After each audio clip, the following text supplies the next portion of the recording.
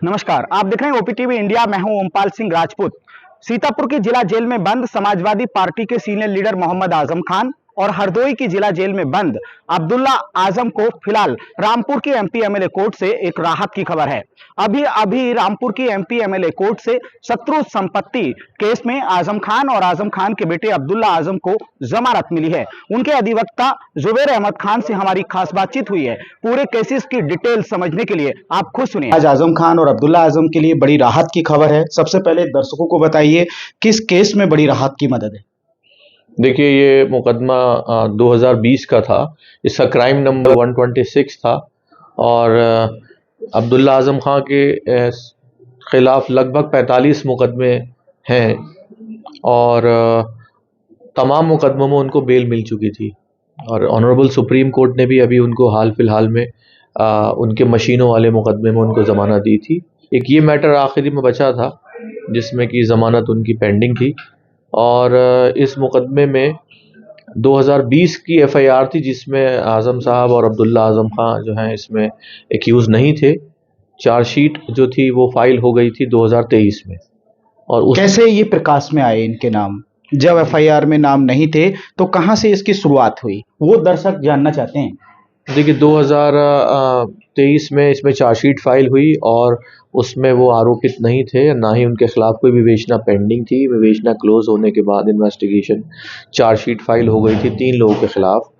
उसमें 2024 में अक्टूबर में प्रोसिक्यूशन का कहना ये है कि इसमें फर्दर इन्वेस्टिगेशन का आदेश हुआ और उस आदेश के बाद विवेचना में उनका नाम प्रकाश में आया, अब्दुल्ला आज़म खान और आज़म खान का।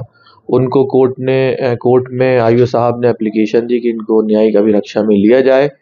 उनको न्यायिक अभिरक्षा में अक्टूबर 2024 में ले लिया गया था और इसमें चार्जशीट फाइल उनके खिलाफ सप्लीमेंट्री चार्जशीट फाइल हुई, ट्रस्ट के खिलाफ फाइल हुई और उसके मेंबर्स के खिलाफ भी फाइल हो चुकी थी और उसके बाद हमने बेल लगाई है और आज न्यायालय ने बेल दे दी। आपने कोर्ट को ये सब चीजें बताई थी, एफआईआर में नाम नहीं है, चार्जशीट नाम नहीं है, तो कैसे पुलिस क्या अपने आप किसी केस की इन्वेस्टिगेशन करने का अधिकार है या कोर्ट से इजाजत के बाद? क्योंकि जब किसी भी मामले में आरोप पत्र एक बार दाखिल कर दिया जाता है तो कोर्ट से इजाजत लेने की आवश्यकता नहीं है क्या अभियोजन पक्ष को? जी हाँ, कोर्ट की परमिशन, हमारा तो कहना यही था कि कोर्ट की परमिशन लेना ज़रूरी है और जब कोई कानूनी एतबार से जब कोई नया तथ्य प्रकाश में आया है, अगर कोई फर्दर कोई किसी तरह का मटेरियल मिलता है तो हमने उसको भी चैलेंज किया था न्यायालय के सामने और लेकिन आज न्यायालय ने चूँकि बेल पर वो 4 महीने से अंदर है और चार्जशीट उनके खिलाफ फाइल हो चुकी है और बाकी सारे मैटर्स में उनको ज़मानत मिल चुकी है, लिहाजा न्यायालय ने उनको। ये कौन सा केस है जिसमें अभी जमानत मिली है? आईपीसी की धारा 468, 471, 120 बी। जी, ये 420, 468 और 120 बी में उनको चार्जशीट किया गया था और ये 2020 में जो उनकी शत्रु संपत्ति से रिलेटेड जो रिकॉर्ड है उसमें ये फेक कागजों में हेराफेरी का एलिगेशन है और उसी में उनको ज़मानत मिली। तो अब जमानत मिल गई है तो क्या राह लग रही है? आसान है अभी नहीं? अब्दुल्ला आजम खान जी, जाहिर है उनके खिलाफ तमाम मुकदमे में बेल मिल गई थी सिवाय इस केस के। तो आज जो ज़मानत मिली है उनके लिए बहुत बड़ी राहत है, उनके परिवार के लिए बहुत बड़ी राहत है और आपके लिए?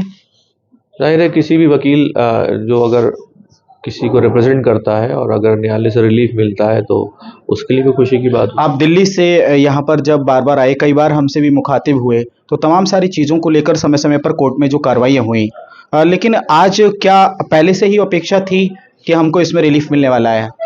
नहीं, अपेक्षा तो बेल प्रेस की गई थी और हमें न्यायालय से उम्मीद थी कि हमें इंसाफ मिलेगा और न्यायालय से इंसाफ अभी तो अभियुक्त बनाया था उसमें इसमें एक पेंडेंसी, जब बेल की पेंडेंसी थी तो एक एप्लीकेशन 4-5 डेटे लेने के बाद एक एप्लीकेशन दी गई थी आईओ साहब की तरफ से कि इसमें 467 की दफ़ा भी ऐड की जाए। हाँ, वही अपने वो एप्लीकेशन जो है वो कल जो खारिज हो गई थी और क्योंकि ऑलरेडी आईओ साहब ने उनको चार्जशीट जो है वो 468 में किया था, 420 और 120 बी में। और जब कस्टडी में, जुडिशियल कस्टडी में लिया था, तब रिमांड सारी सेक्शंस में मांगा था, 467 में भी मांगा था, लेकिन न्यायालय ने पर्याप्त साक्ष्य ना होने की वजह से 467 में जुडिशियल कस्टडी में उनको नहीं लिया था। आप अब्दुल्ला आजम और आजम खान के कितने केसों की पैरवी कर रहे हैं? अब मुकदमों की तादाद इतनी है तो नहीं बता सकते, लेकिन अभी फिलहाल इस मैटर में बेल पे जो है वो प्रेस की गई थी। राहत है। जी हाँ, बड़ी राहत है। चलिए, तो ये जुबैर खान जो पिछले कई बरसों से, अब मैं कह सकता हूं, क्योंकि लगातार आजम खान के जो केसेस हैं, उनके बेटे अब्दुल्ला आजम के जो मुकदमे हैं, उन सब चीज़ों को लेकर दिल्ली से यहाँ पर आकर उनकी पैरवी कर रहे हैं। और तमाम सारी चीज़ों में जब जब कोर्ट से राहत या फिर आजम खान, अब्दुल्ला आजम के लिए आफत बनी है, तब तब तमाम सारी कोर्ट की कार्रवाई को हमसे मुखातिब होकर सबको बताया है। तमाम सारी चीज़ों को लेकर जो चीज़ें हैं और कोर्ट में चल रही हैं, देखना यही दिलचस्प होगा, क्या अब आजम खान के अच्छे दिन आने वाले हैं या फिर जो आफतों के आजम हैं अभी बरकरार रहेंगे। क्योंकि सूबे में सत्ता परिवर्तन के होने के बाद जो केसेस दर्ज होने के शुरू मामले हुए, उसमें अब पिछले दिनों से तो कोई नया मामला नहीं सामने आया है, लेकिन पिछले केसों में दोबारा से जब केसों की विवेचना में चीजें सामने आ रही हैं, तब वही चीजें आजम खान और अब्दुल्ला आजम की मुश्किलें बढ़ा रही हैं। देखना यही दिलचस्प होगा, इन सब चीजों को लेकर अब कोर्ट से आजम खान और उनके बेटे अब्दुल्ला आजम खान को बड़ी राहत मिलेगी। ओपीटीवी इंडिया पर खबरों का सिलसिला लगातार जारी है। अगर अभी तक आपने हमारे चैनल को सब्सक्राइब नहीं किया है तो आप अभी कर लीजिए। और हाँ, हमारी खबरों को लेकर क्या है आपकी राय, कमेंट्स बॉक्स में लिखना कभी ना भूलें। नमस्कार।